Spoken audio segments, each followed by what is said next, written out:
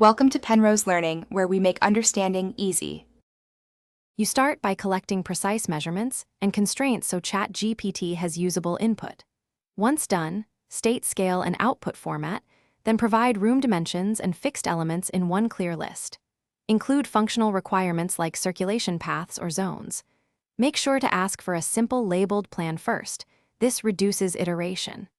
Ask Chatgpt to output coordinates or an SVG for rapid validation. This first step ensures the model produces a draft you can refine quickly. Next, iterate on layout options by asking for 2-3 variants and explaining why you prefer one. You want furniture footprints and clearance dimensions.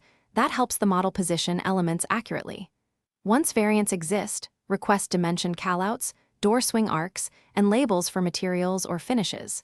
Make sure to ask for an annotated SVG or DXF export so you can import into CAD. If needed, ask for export-ready tables listing coordinates and layer names to speed transfer.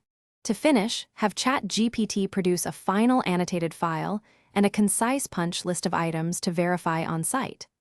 Once you receive the export, import into your CAD tool and confirm scale and annotation layers. If things go wrong, ask the model to run a clash check and to provide corrected coordinates or a corrected SVG.